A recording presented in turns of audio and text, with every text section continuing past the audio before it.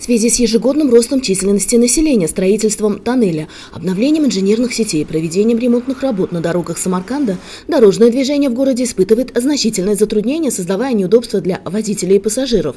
Недавно главой региона был поднят вопрос об организации дополнительного филиала по оказанию экстренной медицинской помощи жителям ряда территорий города.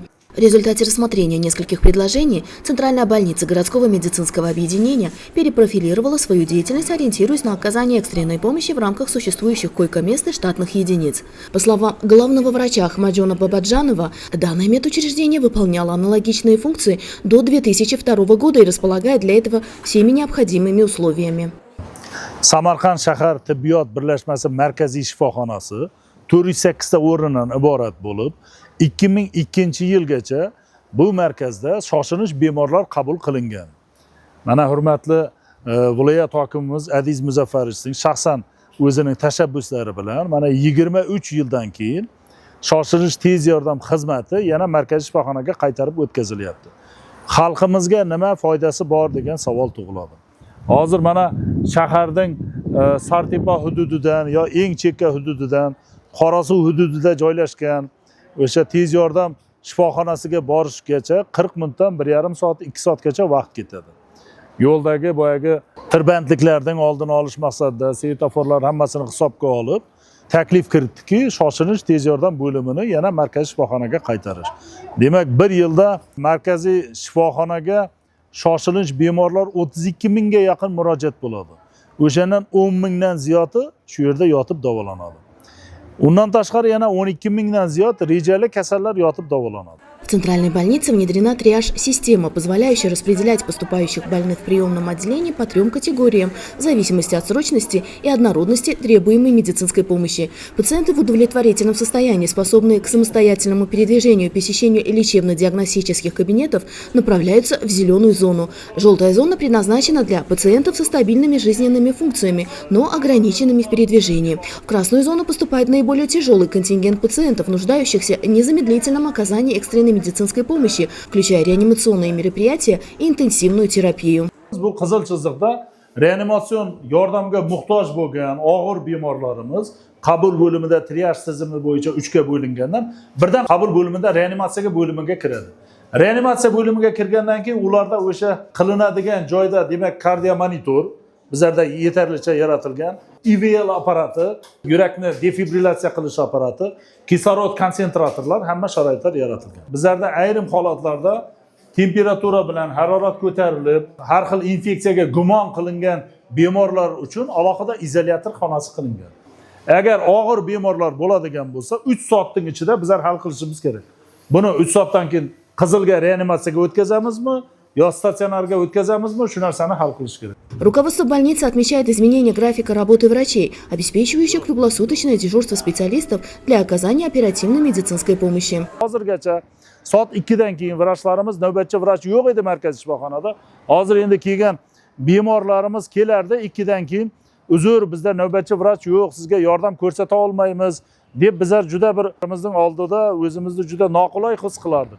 Hozirgi kunda mana markaziy shifoxonada navbatchilik posti tashkil qilinganligi, bu 2 ta xirurg, 1 ta vrach, terapevt, 1 ta vrach reanimatolog, qolaversa hamshiralar postlari va boshqa postlar qo'shilganligi bu xalqimizni yordam berishga bizlarga demak imkoniyat yaratildi. В ближайшей перспективе планируется обновление медицинского оборудования по инициативе областной администрации и Министерства здравоохранения. Самаркандский филиал Республиканского центра экстренной медицинской помощи также проводит работы по улучшению инфраструктуры. В частности, завершен ремонт неработающих лифтов. Filialda jami 6 dona lift mavjud bo'lib, ulardan 4 dona bemorlarga xizmat ko'rsatuvchi, 2 dona ishchi xodim va fuqarolarga xizmat ko'rsatuvchi liftlardan iborat.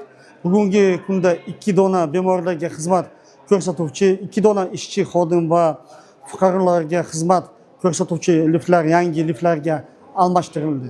Ежедневно в филиал поступает до 200 пациентов с разнообразными травмами и диагнозами. Команда опытных врачей оказывает экстренную помощь, спасая жизни. Примером может служить случай с 37-летним пациентом, доставленным из Агдаринского района в тяжелом состоянии, со множественными проникающими ранениями, полученными в результате падения с высоты. Amaliyot o'ng tomonlama shoshilinch ravishda torakotamiya, ya'ni ko'krak qafasini ochib, o'sha ko'krak qafasi o'pkani teshib o'tgan temir jism, ya'ni armatura ehtiyotkorlik bilan olinib, shu sohada o'pkaning jarohatlangan joylari xirurglarimiz tomonidan jarohatga ishlov berilib, o'pkadagi jarohatlar hamda bronxlardagi jarohatlar tikilib, kerakli muolajalar o'tkazilgandan so'ng bemorning qon bosimi paydo bo'lib boshlagan.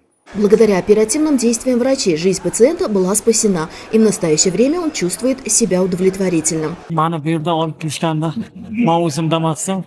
Mana shu yerdagi shifokor akalarimizga, opalarimizga kattaga rahmat, yaxshi ko'rsatishdi mana hozir. Ancha yaxshiman. В учреждении, известном в народе как Хаваси, также внедрена система триаж для распределения пациентов. Bizada ekstrenniy meditsinada o'zi triaj sistemasi, emergency department degan sistema qilindi. Yashil, sariq va qizil zonadan iborat. Kasal kelgan paytda skoriy pomощьda o'zi mashinasi bilan kelgan paytda bizlar bu yoqda sariq zonaga, qizil zonaga joylashtiramiz. Shu og'ir kasallar, gemodinamika nostabil kasallarni bizlar qizil zonaga joylashtiramiz.